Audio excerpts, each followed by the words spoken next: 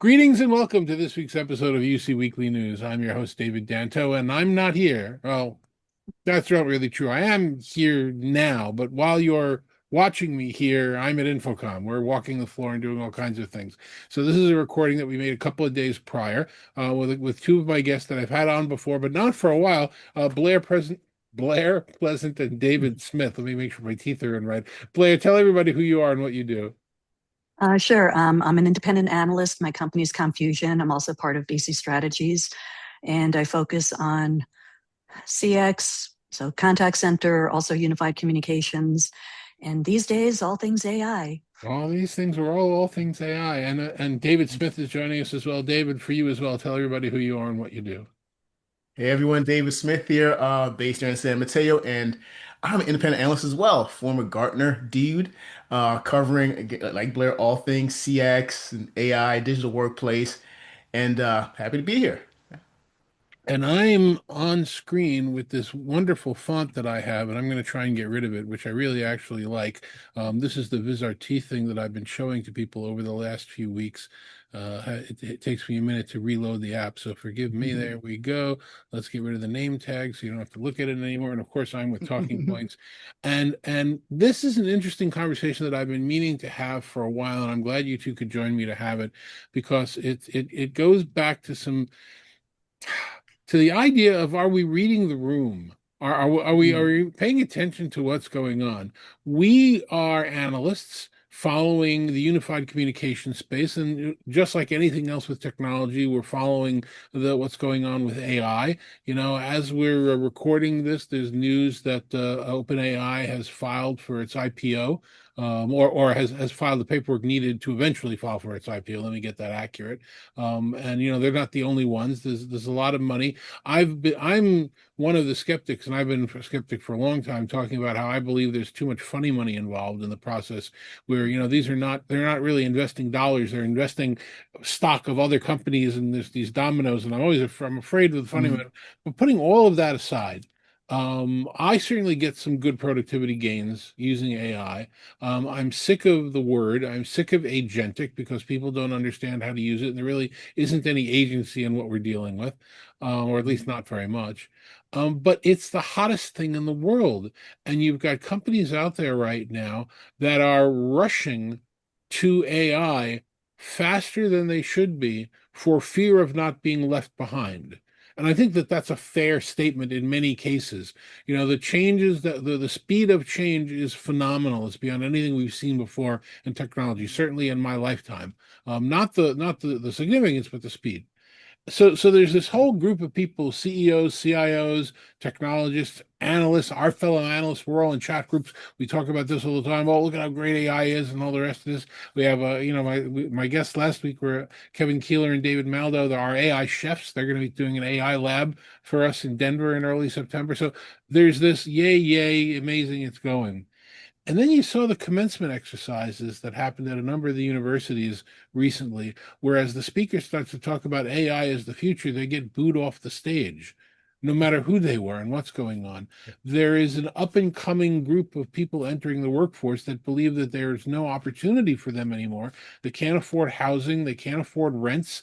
The opportunities that were there for prior generations just aren't there. And they're blaming AI. They're blaming AI for the loss of work. They're blaming it for a change that they see isn't necessary, the loss of creativity. One of the old expressions, the jokes out there was, I really want AI to do the dishes and the laundry and let me write the poetry. I don't want AI to write the poetry, so I have to do the dishes and the laundry. Yeah. It's so we're again in this world now polarized in a different way, not in politics, in this AI, where half the people think it's the greatest thing since sliced bread, and half the people think it's the worst thing that's ever happened to society, and it'll drop a bomb on it. And then you've got Yeah. people out there, technologists that take both sides of the argument sometimes. So Blair, let me come to you first. I'm not missing this, am I? We do have this polarization that for some reason each side is not really reading what the other side is doing, are they? Yeah, even within the analyst community, like you said, some people are really gun ho, and some people are more, let's say, skeptical. And I'm of both minds.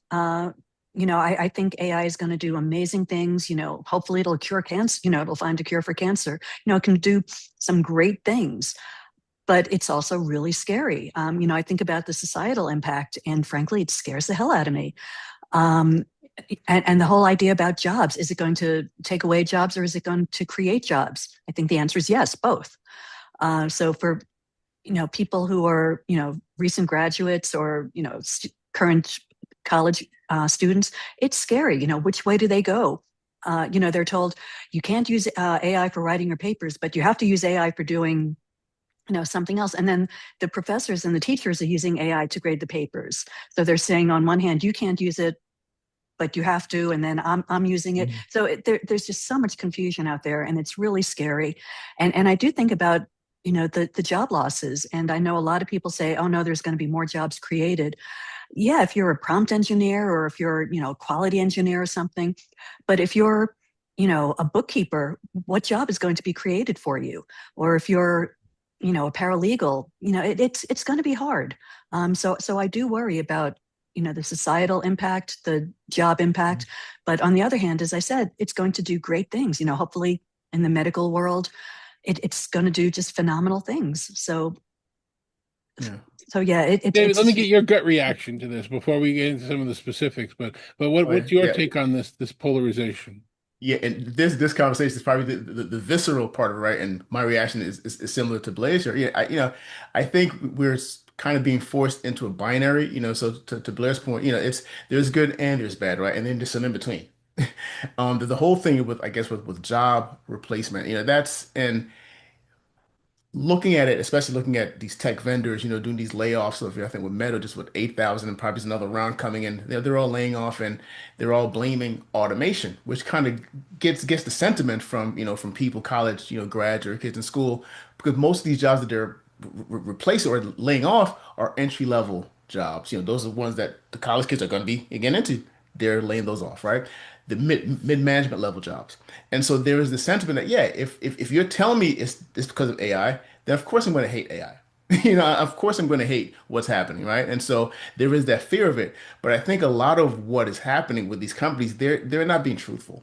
I think a lot of it is capital reallocation, where they're saying they're laying off for this, but we can't. And I think we had a little conversation offline before this recording, where Dave was talking about some statistics, and I think the statistics bear that there is no correlation of any sort of ROI gain from these companies doing these layoffs. There's no correlation, right? So what they're saying about it's being AI, it's not. I think it's capital reallocation happening where they're reinvesting in things like AI infrastructure, but then saying the layoffs are because of AI. So my visceral reaction is, yes, AI is good. There's also some bad. There's harm to creators. For instance, guys, I'm a musician, music producer, songwriter, and I can. There's a tool called Suno AI that you can hum a melody in, do a clap track. It will take that input and create a full composition, like a full-on song with guitar parts and drums and bass, everything. And you're like, okay, that has to be a derivative work because where does it get that from? So there's some musicians that had this output, these songs that are taking bits and pieces of, so it becomes this derivative work, and so there's harm to these musicians from their IP, being consumed, subsumed into this AI. And then the other part to that is, okay, what about the producer like me? I may put that melody in, that clap track in, and then I get an idea from that AI that then prompts me to write a whole new song, right? So the harm to the individuals who are making music that now get subsumed to this, but then some benefit to the creative that can actually take that input and do something fresh and new with it. So there's all these different sides. So I think we're being forced too much into a binary, but we need to sort of look at the whole of what's happening. I said a lot. Sorry. No, no, this is a conversation that I don't think the world is having, and that's one of the reasons why I wanted to start it today. And again, it's just a start, but Yeah. I don't necessarily want, I agree with you. I don't think it's binary. I don't think it's good or bad. What I think we should all be able to agree on and don't, I mean, I'm a three of us, but just society, Mhm. is the speed. We've never Yeah. had change at the speed before, and there have not been effective guardrails. Let me give you just a Yeah. couple of stupid examples. Stupid examples.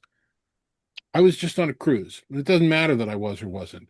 But wherever you are, where you have professional photographers taking your pictures, you know how when they take your pictures and they want to sell them to you, so they send you this sheet of Mm, proofs, and they've got all these things in front of your face that you can't use it. Like it says Getty Images if it's a Getty image, or it's got these lines that says proof by whatever and going through because so you can see the picture, but you can't do that. mhm. You know what? You pop those into ChatGPT, it takes the lines off. Yeah, yeah, And all right, so what is that doing for this person's business? You know, that now absolutely. I Yeah, no longer need to buy that. I can just do it like that.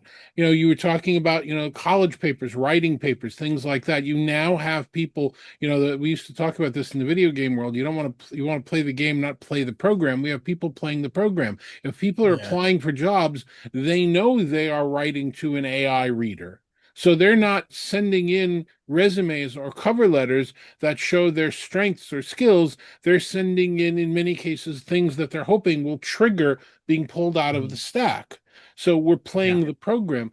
And that's all because this happened too fast. And I blame some of the bigger companies like Google and Microsoft and some of the others that are not keeping a stable environment for long enough. Like I would yeah. suggest make changes once every quarter, not once every week, because It's not even once every week, it's constant. It's we're constant. losing Yeah. track. So I think part of it, the problem is the speed, and we can't Mhm. catch our breath with all of it.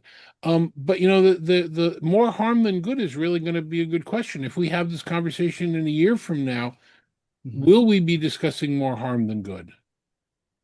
Yeah, I mean, I think that's probably some of the negative sentiment as well too, because I made the music analogy. Hmm. The other one, and you just rightly brought up, was the photography. So, say digital art.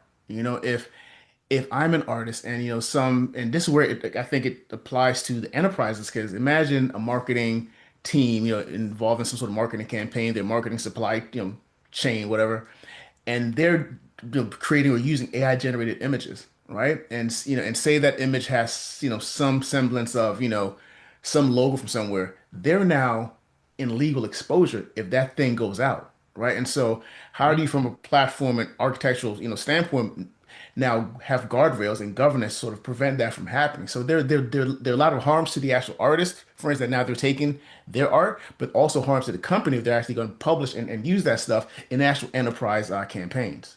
Mhm. And Blair, I'll ask you because this is me most of the time. I still use one of these things sometimes. It's like agent, agent, agent, agent, operator.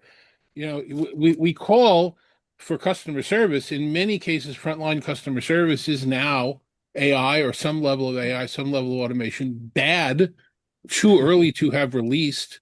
I mean, I'm generalizing, but I think that's fair, Blair, because like a hotel, when you're saying checkout time and it doesn't understand that, that would be one of the first things you train. So, how is this affecting the CX world, Blair? Yeah, it's huge on the CX world because contact center customer service is one of the areas where you can see the payoff really quickly, and it's easy to deploy as opposed to you don't have to totally do a transformation throughout the company like with some of these other AI projects. So deploying AI within the contact center has been really kind of the test case for a lot of companies. And again, in some cases it's great. You get that 24/7 service. You don't have to call during business hours. You can get the information when you want it, how you want it, with whatever channel. Sometimes it works really great. I mean, there have been times where it's like I get the information I need and it's really easy. And then there are other times where it's like this AI agent or whatever, chat agent doesn't have a clue what I'm saying, keeps telling me the same thing over and over when it's not the question I'm asking. So, Mhm. some of them have been deployed really well. Some of them have been deployed really poorly. So in some cases, it's not the technology. The technology can do some great things. It's how it's being deployed. And is it being tested properly? Is it has it been proven to scale properly so that it can serve thousands of customers at a time? Has it been deployed so that it understands all these different ways of asking something? So Mhm. some of this new agentic stuff, I mean, some of it really does work well. You can just have a natural conversation and get the information you need. And so it's much better than some of the deterministic stuff where it's set and you can only ask things in a certain way. And if it doesn't understand you, you don't get the information you need. So this Yeah. is one area where some of this agentic stuff really does work well. Again, can it do it to scale? That's something that we still have to talk about. And ideally, you should be able to reach an agent when you want. So ideally, the AI does the triage. It can do, some of the basic self-service, some of the where's my package, when's it going to be delivered, some of that stuff. And then when you get to the more complex issues, that's when you can talk to an agent. And ideally, the information or the interaction and conversation that you had with the AI bot or whatever we're calling it, the AI agent, that interaction will be sent to the human agent so that they can see what's been going on and you don't have to start all over. And pretty much that's what all the vendors are saying they can do. And for the most part, they can.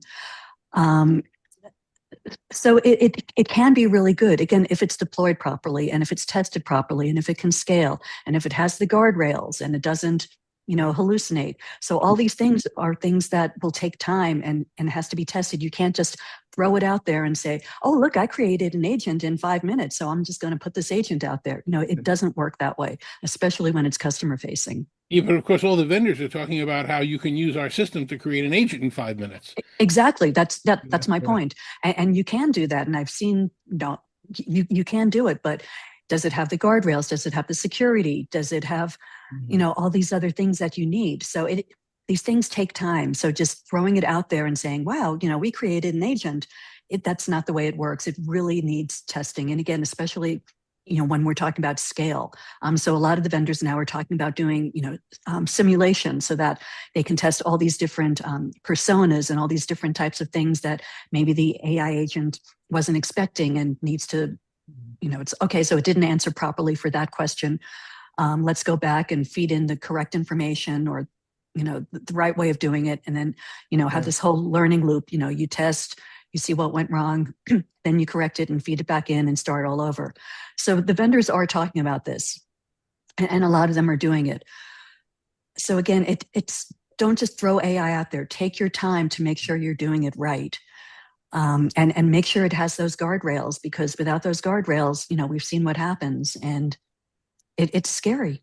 How I, transparent should this be for the customer? Because, yeah. I swear I had a conversation the other day with one of my banks where I was talking to somebody who had absolutely no accent. Their English was better than mine, and I pride myself on that. But as we were having the conversation, I realized that there was a delay between when I was asking the question and the answer was coming back, and I realized that the agent must be speaking in his or her natural language, and it's being translated in real time to my language, or near real time. And I Yeah. didn't know that there was any intermediary involved in that. And should I have known? Would that have, is that one of the reasons why I don't trust? Absolutely. To me, I always talk about best practices, and that transparency is definitely one of those best practices. So, when you're just doing, a chat conversation, you should get that, little Android thing, showing that it's a chat agent, or, sometimes it'll say, I'm a chat agent, or I'm AI, whatever. Sometimes it says I'm still learning, be kind. But yeah, when you're talking to AI, you should know, and companies should be transparent about it. To your point, it's all about trust. If you think you're talking to a human and then you find out that it's AI, you may not trust it as much. So being transparent is really important and a best practice. We Yeah. had, David, let me get your opinion. We had a while where a lot of contact centers were sent offshore to save money. I would say probably about 20 years ago, roughly 15, 20 years ago. And then a Mhm. number of the banks and other institutions made a point of saying, we're not offshore anymore. We're in America. We're going to be or in country, we're going to be serving this. You're getting Mhm. the issue around sovereignty in some of the European nations right now, where they're going to be using their own sovereign technology. Is Yeah. we're not using AI for this going to be a selling point going forward to work with younger people, because it'll be a situation where it's more trustworthy? Are we approaching that now? I Wow. think so. And it's not just generation, it's not just young people, it's older, it's all generations as well. Um, so so again, that's where I think the transparency comes out, or is important. If you say, you know you can get immediate service right now by talking to the AI agent, or you can, wait on hold for 10 minutes to talk to a live agent. So maybe giving people choices, I think, is the right way to do it. Because there are times where, it's much quicker and much easier to use the AI, and people are going to want that. But then there are other times where it's like, it might be a complex issue, it might be personal, it might be, something where you really want that empathy, and you want to Mhm. talk to a human. So I think giving a choice is the right way to do it. So I don't see too many companies doing that yet, but to me, that's what I would like to see. But I do see some backlash, from consumers, and a lot of times they're like, I don't want to talk to AI, just get me straight Yeah, to a person. So I think yeah, in some cases saying, you can talk to a live person if you want, is going to be beneficial to both the business and the customer. yeah, yeah. David, what do you think? Like, Do you think it'll be a selling point at some point? I think so because right now, and to your point, and Blair's point, we are seeing that level of customer frustration. When they're in these loops and they're trying to get out of this loop and to talk to a real life person. So there is a lot of friction happening. So I think a selling point will be more trust and transparency, right, and more options for. I mean, just from a CX perspective, give the customer more options to reach a human agent. Well, it's just like right now, when you call into customer service or whatever, say for faster service, go to Mhm. www whatever, go Mm. online and we can. So maybe it'll be the same thing. Maybe for for longer Yeah, service, you can talk to somebody, but for faster service, we can help yeah. you with AI. Yeah, All right, and so the problem too, I think, and Dave, you may have brought up earlier, is the speed of the stuff. We're going too fast, and so what's the drawback to that is architecturally these systems aren't ready. So we're having these issues with with customers calling in and not being able to have full context of their situation and get to a human agent with some empathy. So I think there are architectural gaps, where there isn't a real context layer in some of these offerings that we're seeing. The demos on stage look good because there's limited context, but in a broader context for the whole customer journey, that's where they're starting to fail in production deployments. all right, so in the last few minutes that we have here, what do we do? How do we, obviously from a advice to companies that are deploying AI, slow the heck down, make sure you have guardrails in place. That seems to be everybody's conclusion, at least all of the three of us. But Yeah. from a societal standpoint, how do we bridge this gap? How do we let CIOs and CEOs know this is not something people are very accepting of, or at least not a lot of people are accepting of it. And how do we get people who have got a negative perception to start having a positive? What do we do? What do you think, David? I mean, to your point, it's what we call it AI fatigue is what's happening, and so it's not about, what your AI, can do. It's like, how does the AI begin to main context, and actually amplify the human input? And so I think, moving forward is we're really investing in human amplification. How does AI actually help human? How do you build more trust and transparency in your messaging as well, too, of what your AI can do from a tech vendor perspective, and for enterprise end user organizations, is how do you sort of mitigate this frustration with AI taking jobs and this fear of AI, and sort of message better what you want, how you want to improve the human experience for the most part. Okay, what do you think, Blair? What can we do as a society to try and bridge this gap a little bit? Well, as you said, the main thing is to slow down, Mhm. and and I think it's, do no harm, and focus on what AI can do really well to Mhm. help society, and be really cautious about, how it might be misused. I know we talked about previously some things that maybe we can learn from some of these other tech trends, like with the internet. The internet was, when it came out, it was great. You could connect with people Mhm. and bring people together. But then you've got, so much polarization and so much, just horrible stuff up there. So we have to really be Yeah. cognizant of, how to use this for good. And then there are going to be bad players, and we have to be really careful about that. So I think, regulations are going to be important. I know a lot of people are against that, but I think governments and businesses themselves. We have to do some monitoring and think about regulations and how to do this properly so that it can be a force of good and not evil. And Yeah, and if you think about cloud and mobility, you mentioned those trends before. I mean, those took what, like a decade to mature, right? And so, with the whole point of this going moving way too fast, I think we're the best place for AI is when it begins to move into the utility framework where you don't see it, where it's just helping the human. Right now, they're trying to move way too fast with it and trying to use to take over what people will do. But no, AI can replace some autonomous routine stuff, but don't let it replace the human because that's not the intent or should be intent. And one of the interesting ironies here is that the most one of the most important teams as it relates to these transitions are the PR and communications and marketing teams at these large companies, which are the exact groups that are losing people to AI. But framing a message so that it doesn't come across as being evil is going to be one of the most important measures of success going forward.